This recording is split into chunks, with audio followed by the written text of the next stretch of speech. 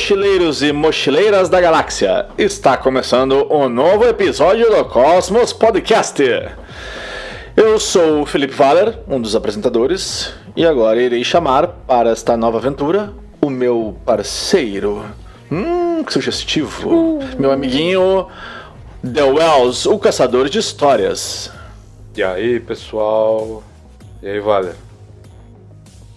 Vamos drenar umas bermudas? The Wells, hoje é o dia de explorarmos um dos grandes mistérios da galáxia e da Terra.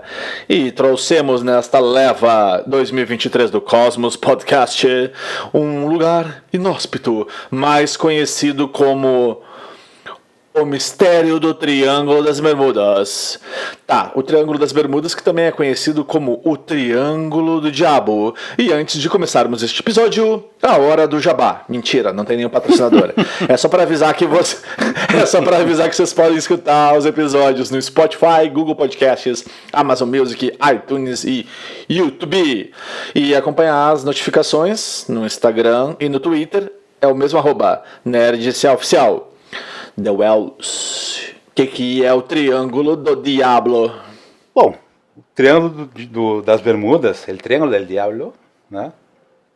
É uma região... né? Perdão, tu vai falar em espanhol ou portunhol? Não tenho certeza. Mas ele é uma região ali no Caribe, entre a Flórida, as Bermudas, as Ilhas das Bermudas e Porto Rico, né? É por aí, né? E formando um triângulo, eles formam um triângulo. O interessante é que essa região, ela forma 1 milhão de quilômetros quadrados, né? Não sei se é um pouco mais. Bela constatação, que se chama um triângulo, né? Porque se não fosse, seria o quê? Um círculo das Bermudas? Mas tudo bem, né? Um triângulo é mais geométrico. É isso aí. 1 milhão, para ser mais exato, 1 milhão e 100 quilômetros quadrados. Ali Miami, Porto Rico e Bermudas. Sabe que Bermudas ali é britânico, né? Então, que seja Bermudas. Oh my gosh, God bless you. Só que aí o que acontece, né? Nas pesquisas, toda essa fama do Triângulo das Bermudas ou do Triângulo do Diablo, a lenda é que já desapareceram mais de 20 aviões e 50 barcos. E nessa leva que começou mais ou menos a ganhar fama, na verdade, foi mais ou menos em 1945, com o fatídico Voo 19, onde 5 aviões da Marinha Americana desapareceram e uma aeronave de resgate. Algo em torno de 27 pessoas que não voltaram para contar a história. Isso é o fim da Segunda Guerra Mundial. Para quem não está muito ligado na história. Para quem não está localizado no tempo.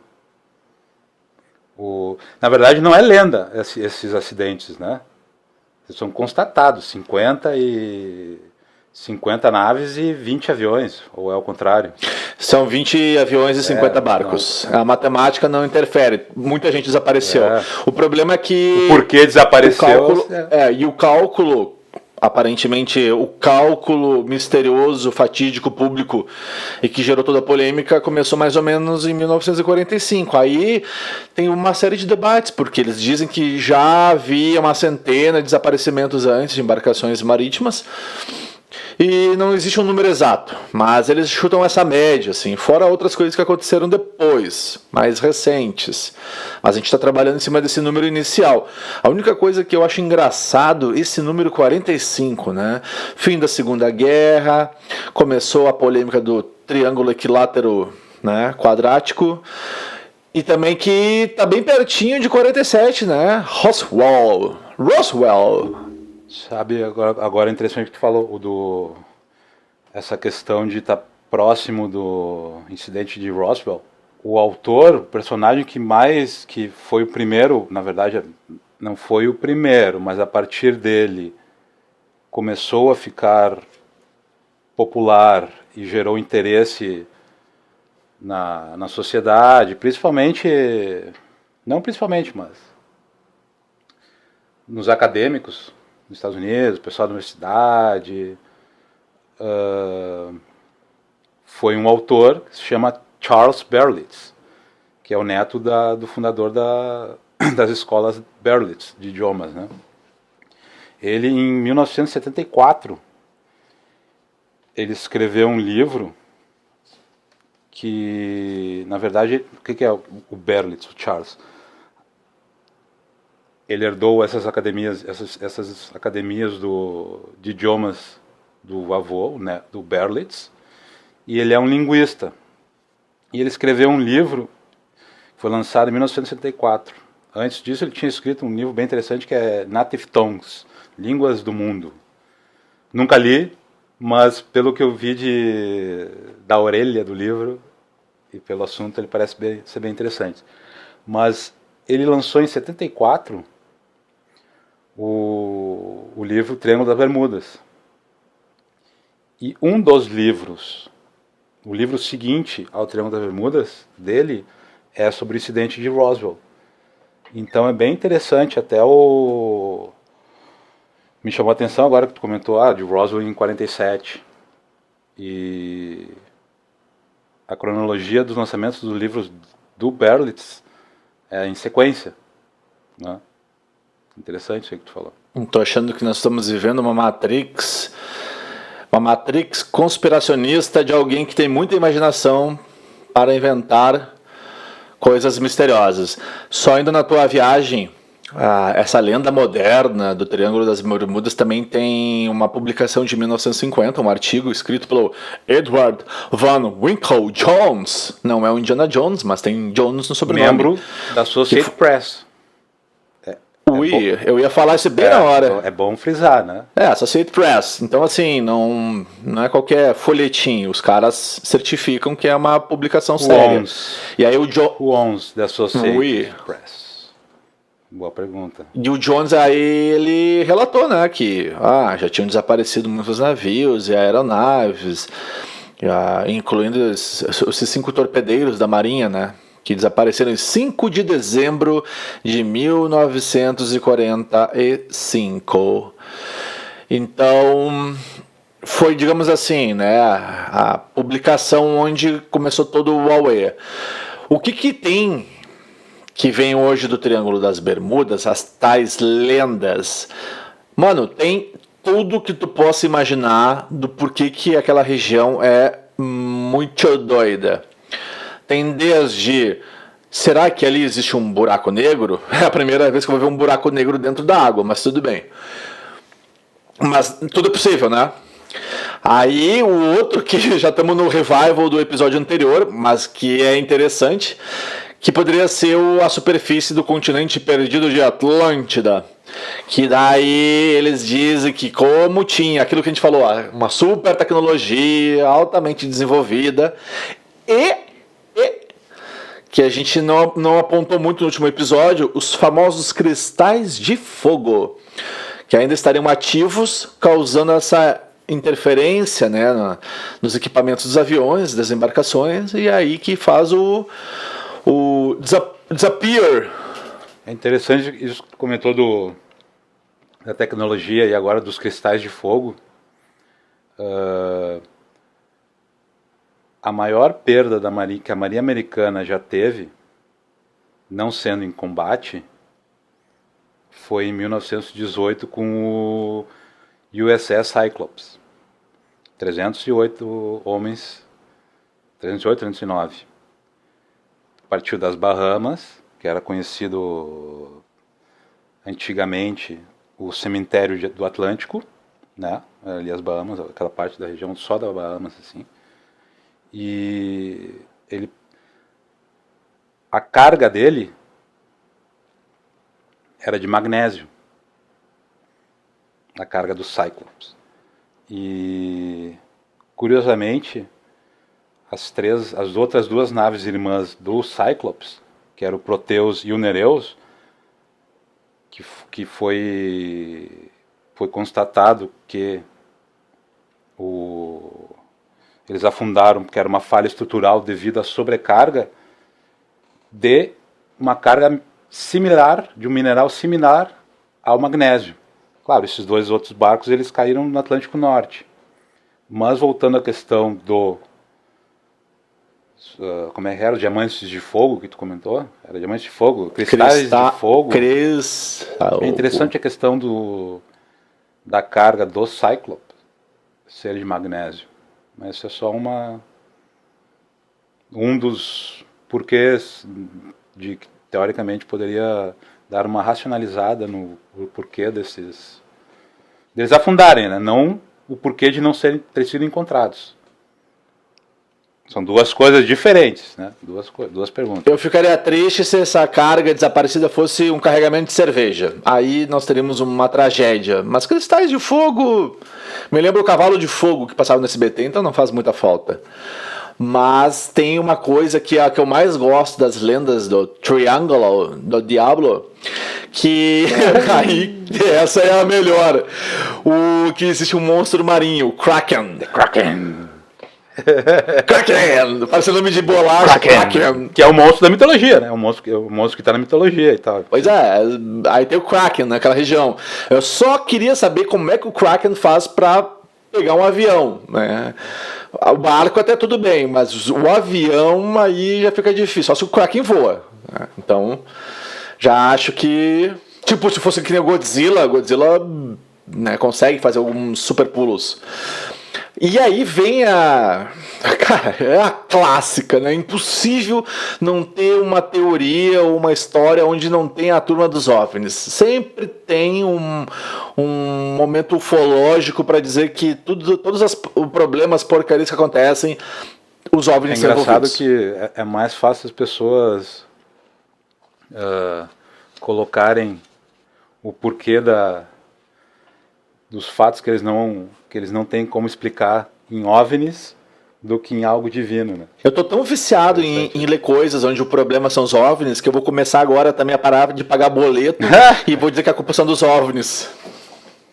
Sim, né? Eu vou alegar que são os OVNIs. Olha, eu não tenho mais como pagar boletos porque eu fui abduzido, então, né, tem que cobrar deles. Só que daí tem uma coisa que eu acho bem interessante. E eu não vou contar o ponto negativo agora, mas eu vou dar só a deixa, que a curiosidade do Triângulo é que ele é um dos 2 lugares na Terra onde as bússolas apontam para o norte verdadeiro e não para o norte magnético. Daí que tem essa coisa das localizações das bússolas não funcionarem muito bem no Triângulo das Bermudas. Até porque o norte geográfico, ele é um resultado do movimento da rotação da Terra. E aí tem o norte magnético, e aí tem o resultado do campo magnético gerado pelo movimento, né? As pessoas estão dizendo, nossa, como segura é inteligente, mas é que eu estou lendo esse trecho agora, porque eu não ia conseguir lembrar. Assim como elas não funcionam corretamente em Greenwich, né? É mesmo? Mas continue. Não, que porra, o que foi? Continua. Tá bom, né? Aí os caras foram dar uma apertada, né, nessa teoria.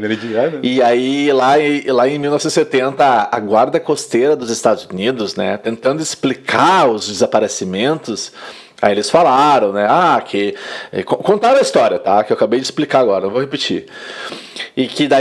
E aí essa diferença, né, das bússolas magnético, norte, geomagnético, estratosférico, ela já é uma informação que todo mundo conhece. Então, assim, não vem com esse papo que tu não sabe corrigir essa variação. Bom, aí fica nisso aí, mas teve agora, tô me repetindo. A pergunta é, quando você agora, homem moderno, burro, utiliza a bússola do seu telefone celular, você coloca no natural ou no magnético a sua bússola? Continue. Deixamos uma pergunta. Não, eu ia deixar uma outra pergunta, né? Eu não sei, eu nunca fui pro Triângulo das Bermudas. Nem eu, enfim, nenhum dos dois. Mas se a bússola não funciona, vou fazer a análise do leigo, tá? Tô lá, aí, minha bússola não tá funcionando. Mas vamos recapitular os grandes desbravadores marítimos do passado. Não dá para olhar para o céu e se orientar pelas estrelas? Se tu tem esse conhecimento, essa qualidade, com certeza, né? Imagina, o problema é que como as pessoas... O homem moderno, logicamente, mas as pessoas de todas as civilizações, quando começam a ter acesso cada vez mais a uma tecnologia que faça tudo por eles, o ser humano começa a ficar mais burro. Logo, eu acredito que tenha muitas pessoas, navegadores, pilotos, gostaria de não acreditar, mas eu acredito que tenha muitos, se não é a maioria, cada vez mais, que não saibam se localizar não saibam distinguir onde está o norte sem uma utilização de uma bússola. Olha aí, ó, que falta faz uma prova da OAB para velejadores, hein? Mas aí agora eu vou ter que te fazer uma pergunta. Tu tá dizendo que então a tecnologia tá deixando as pessoas burras porque elas esquecem o formato primário, né, de um exercício, de uma tarefa. Cérebro, então, quer dizer que se eu... O cérebro fica... Desculpa. Se eu for fazer suco de laranja usando um triturador, eu sou burro porque eu não uso mais o método tradicional de descascar e apertar ela. Então, isso já é um sinal que eu tô falando burro. Não, isso é um sinal que tu é mais limitado do que alguém que aprendeu a fazer as duas coisas. Mas com certeza, quanto mais tecnologia que facilite, teoricamente, a tua vida, ela vai deixando o teu cérebro mais preguiçoso, porque tu já não tem que... Teu cérebro já não tem que pensar em como fazer tal coisa, porque o teu celular já faz por ti. Então, ao longo do tempo, tu vai terminar não sabendo fazer as perguntas corretas. Então, pode botar um oráculo na tua frente que tu não vai saber fazer a pergunta correta. Então, pode botar um chat box ali, sacou? Uma inteligência artificial. Ela de nada serve se tu não sabe fazer a pergunta correta a ela. Ela vai ser Desculpa. Triângulo das Bermudas é a questão. Então o problema já começou na Bela Adormecida, né? Quando a bruxa olha no espelho e pergunta: espelho, espelho meu, existe alguém mais bela do que eu? Ela fez a pergunta errada. Ela podia ter perguntado: existe alguém mais filha da puta maquiavélica do que eu? Né? Então, já fez a pergunta errada. Como a burrice e a maldade são irmãs, andam de mão dada, a maldade da rainha a deixou burra. Ela não conseguiu fazer a pergunta correta. Era rainha. Não era... Tá, mas pra mim ela era uma bruxa, né? Assim que eu lembro dela. Né? Bruxa. Mas ela era rainha, né? Mas tipo, mas tudo bem, era a maquiavélica da história. Tu sabe que, montando enfim, a minha parte do roteiro pra esse episódio, uma coisa que apareceu muito nas... Tem roteiro? Tá, não é roteiro, né? Tem! Digamos que temos, que habemos. Digamos, né, já que a gente faz aqui uma coisa, né, no coração e não existe alguém para cuidar de roteiro, a gente inventa um roteiro. Mas uma coisa que apareceu muito nas pesquisas, e eu assisti até, tem uns malucos aí que fizeram várias aventuranças e mergulharam. O que tu assistiu ali? O que tu deu uma olhada nisso? Não, que os caras justificam que talvez exista uma anomalia chamada o famoso buraco azul no subsolo das Bahamas. Sim. O que são os buracos azuis? Resumindo, é tipo uma espécie de gruta com milhares, sempre tem milhares de anos, né, para deixar mais dramático. E eles criam uma espécie de corrente muito forte na região onde eles lançam esses barcos, enfim, como se fosse um redemoinho no alto mar. E o que acontece? Essas cavernas, né, esses buracos azuis, eles são verticais. Então, digamos assim, é como se fosse o ralo da pia. Tu passou perto do ralo da pia, ele te puxa. E o que acontece? A área muito conhecida no Triângulo, ela se chama, eu estou lendo, porque eu não lembro, tá? Sancha Yonge, eu vou ler do meu jeito. Sancha Yongle, mas é Yonge, né? Blue Hole. E cada uma dessas cavernas, ralo de pia, ela seria mais ou menos 300 metros de profundidade. Parecido com aquele... Qual é o nome daquela que é nas Filipinas? Que é um buraco também. Eu cheguei há um tempo atrás de passar uma dessas aí. Eu lembro. Eu vou lembrar o nome. Lembra? Tá, eu lembro, mas ninguém pode chegar lá, né? É na Filipinas ou é no mar meridional, né? No mar do sul da China. Mano, eu não sei nem pra que lado fica a China. Eu vou por ti. Chegou a assistir aquele... Deixa eu lembrar. Vou te contar uma história Draining rapidinha. the Triangle, da National Geographic. Assistir. Drenando o Triângulo das Bermudas, que eles pegam uma perspectiva não tanto de atrás de lendas de porquê a causa dos desaparecimentos, né? Mas o porquê aconteceu. Então eles drenam toda aquela região do Triângulo, é muito interessante drenando o Triângulo das Bermudas. Eles drenam utilizando a computação, né? Óbvio. Eu pensei Toda que a fosse região. no paintbrush.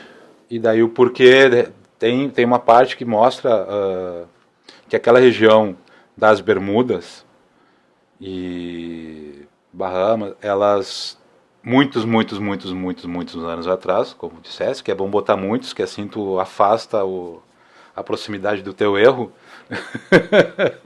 Né? Então, né?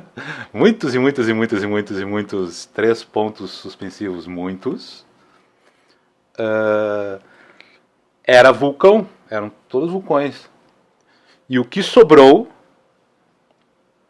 desses vulcões, depois da era do gelo, sei lá qual delas, está submerso. Então, eles drenando isso, eles mostraram que são montanhas, cadeias de montanhas, submersas, e só um ponto delas estão né, na superfície. Então, essa é uma das causas de ter tantos naufrágios, porque na verdade tem muitos, histórias que não são catalogadas, mas estão em lendas urbanas, em histórias. Tem no próprio livro do Berlitz ali, ele cita, se eu não me engano, são 300, cara, 350, que não tem de fatos que aconteceram século XIX e para trás, de naufrágios, assim. Olha, mano, bota aí nessa conta aí uns 20% que os caras estavam doidão, né, navegando, e aí, né, os caras morreram, os caras estavam loucão. Piratas também, né? Piratas, tem isso, Piratas. Né? O pessoal acha que piratas é só os do Caribe. Não. Só o Jack Sparrow e o Kraken. Não é só a Disney que tem pirata, não. Não. Existem até hoje. Tu sabe que eu ia te contar antes, a primeira vez na vida, tu vai achar até bizarro que eu vou te contar, fora todas as bizarrices que eu te conto. A primeira vez que eu ouvi falar no Triângulo das Bermudas, eu não sei se tu lembra no Fantástico, que tinha o David Copperfield. Não. Sim. Tu tem mais idade que eu, não vem te fazer, tu lembra assim. Eu sou mais velho, mas tu lembra, tinha a mesma época. Por isso eu tenho direito a ter uma memória mais fraca. Não é só memória mais fraca, mas tudo bem. E aí o David Copperfield era tipo o Mr. M. Antes do Mr. M tinha sempre o mágico no Fantástico. Aí uma vez o David Copperfield, era o dia que ele ia para o Triângulo das Bermudas e ele ia desaparecer, se eu não me engano, com a Estátua da Liberdade. E aí ele ia fazer ela aparecer. Olha só, eu devia ter uns 6 anos, eu lembro dessa bizarrice. Então eu fiquei pensando, mas como é que ele levou a Estátua da Liberdade pro Triângulo das Bermudas? Mas tudo bem, era uma réplica. Tá, o bagulho era mais cenário piscina impossível. Mas aí aquilo ali eu falei, existe um lugar onde as coisas aparecem. Então foi onde a minha curiosidade homeopática começou. Assistindo David Copperfield no Fantástico, no fatídico Triângulo das Bermudas. Tá, mas tirando toda essa bobageira que eu falei, agora tem uma coisa que... eu acho que já é meio bizarro, né? Que lá no Triângulo é gerado um ponto fraco no campo magnético do planeta. É sempre o ponto magnético, né? Os caras têm que trazer o magnetismo para o problema. E que daí é uma falha, né, na região ali da América do Sul e do Oceano Atlântico. Não, vamos substituir a palavra falha por anomalia. Fica mais pseudoculto intelectual. Anomalia. Algo estranho no sistema. Nossa, que culto. Ele fala anomalia. E ela teria mais ou menos o tamanho dos Estados Unidos, segundo alguns pesquisadores. E aí, como ela tem uma concentração de radiação muito intensa, mais do que qualquer lugar do planeta, ela estaria interferindo nas embarcações, tanto que alegam que naquela região os satélites não funcionam e blá, blá, blá, um monte de coisa. Então é isso aí. Sabe o que me chamou a atenção mais de se é verdade, se é lenda, se é o Jaspion ou o que gerou. Tu vê que o cara é velho quando ele usa a referência o Jaspion. Que eu estou tentando ser educado. Porque então usa os Changeman, né? Não, se tu quer ser educado, usa os Changeman, não o Jaspion ou o Jiraiya. Mas o que me chamou a atenção, na verdade, não me interessa se eu não vou ter como saber para onde foram os restos dessas perdas. O como aconteceram, por quê, me interessa. Tem um lado bem racional ali, né, que nem de ter sido um vulcão muito, muito tempo atrás. Pode ser do Magneto, né? O Magneto. Magneto dos X-Men, não confunde. Bom, mas ele é feito desse material, né? Desse mineral. Enfim. Me chama a atenção, como sempre, para denegrir, eliminar um fato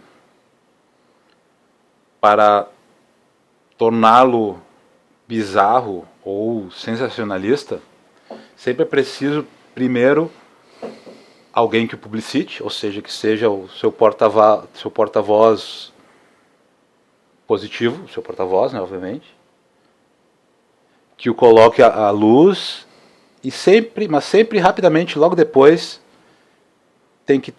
aparece um personagem que tem que ser de peso, tem que ter certa influência,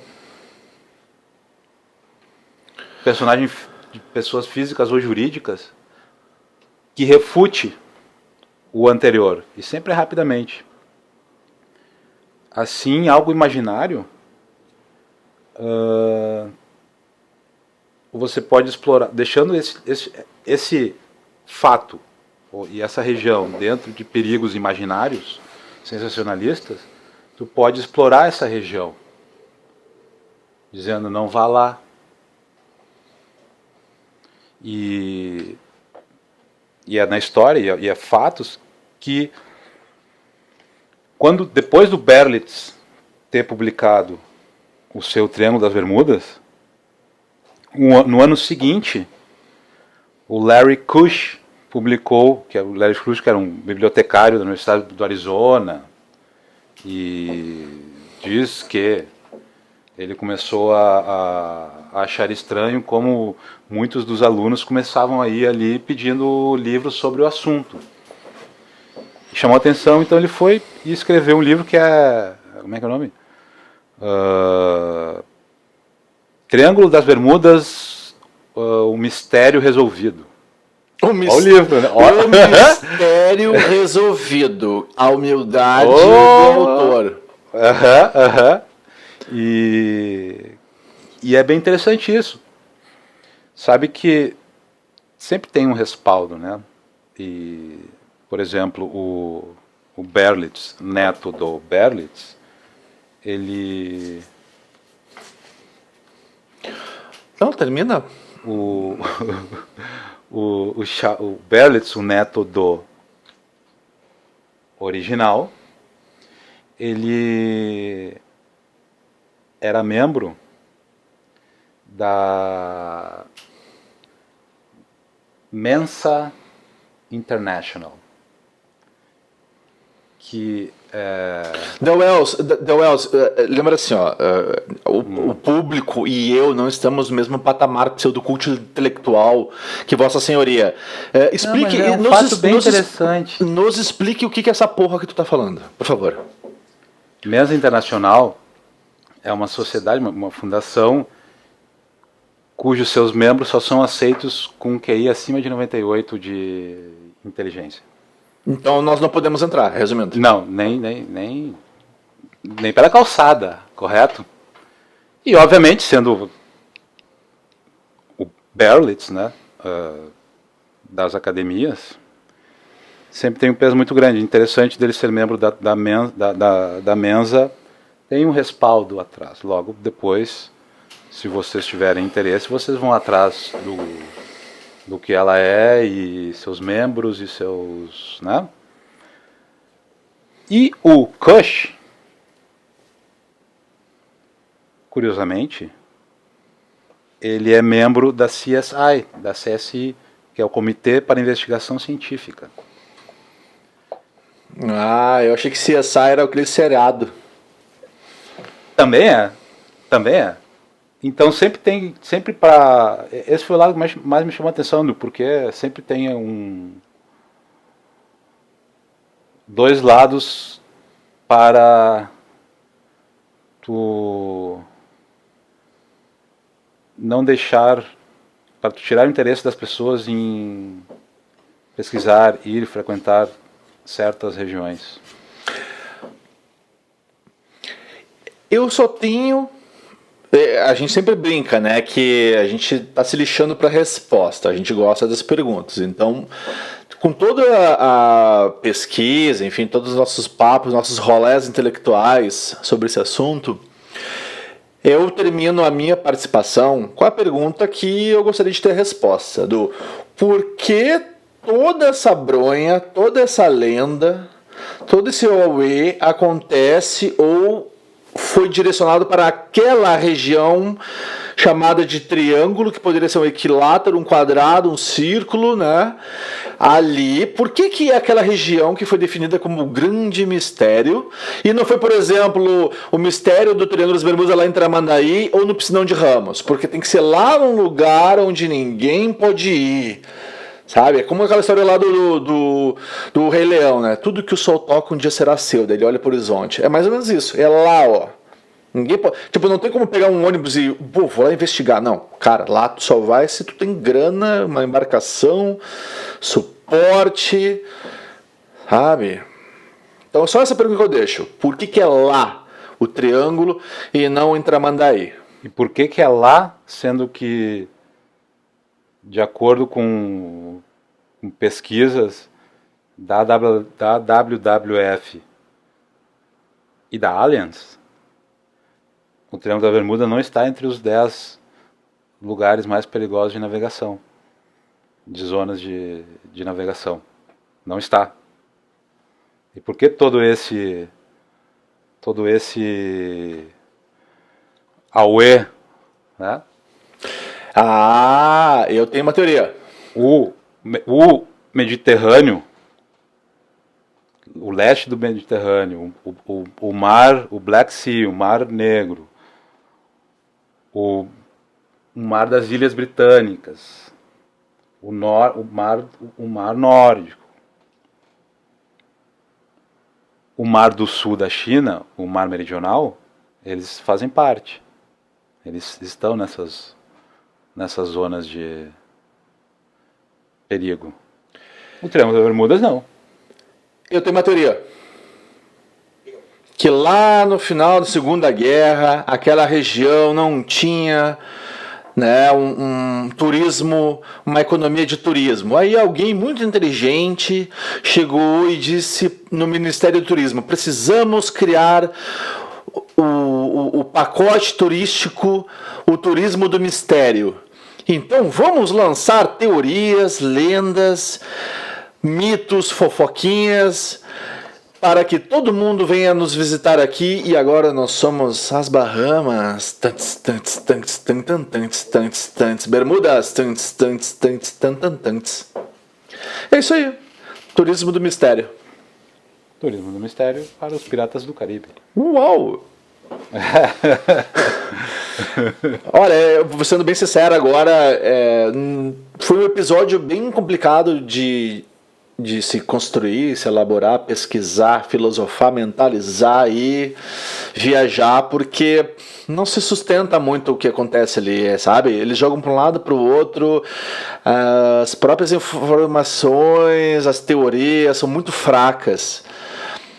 Então, sim, a gente tem muito mais coisa interessante para debater daqui para frente, mas a gente queria fazer esse episódio justamente... Na verdade, porque o Triângulo da Bermuda, daquela região ali, tem o lado dele, uma das lendas dele ser um residual da Atlântida. Então, essa é a parte que eu mais gosto. Que daí a história dos cristais, né? Porque, porra, se tu fosse escutar, quem não escutou o episódio anterior, Atlântida, tá lá, escute e mande para seus amiguinhos e amiguinhas. Porque Atlântida, sim, era outro nível de hardcore de tecnologia. Então, os cristais de fogo, que daqui a pouco é um nome bonitinho, fofinho, mitológico para alguma coisa muito power, aquilo ali sim poderia afetar equipamentos eletrônicos, ou daqui a pouco, sei lá, né? O bagulho deve ter um laser que tu passa lá e explode, sabe? Pode ser. Ou o Kraken. Eu gostaria muito que fosse o Kraken. Aí ia ficar legal. Se a gente brincasse agora, né, de realmente entrar na viagem das teorias, o Kraken funcionaria muito bem como uma das passagens, agora eu vou falar sério, tá?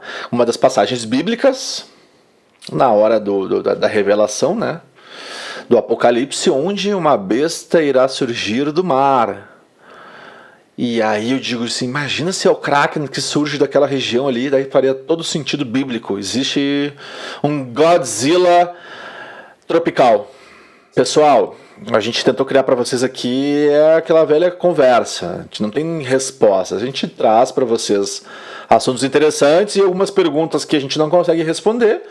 E te vira, vai atrás e pesquisa, né? Se tu tem 2 neurônios e sabe usar pelo menos o GodGo, joga aí e te diverte. Em vez de ficar só assistindo TV, ficar aí rateando pela rua, um pouco de curiosidade não mata ninguém, é bom. Vá em frente, mas volte sempre. É mais ou menos isso. E onde é que vocês podem escutar este episódio e todos os outros do Cosmos Podcast?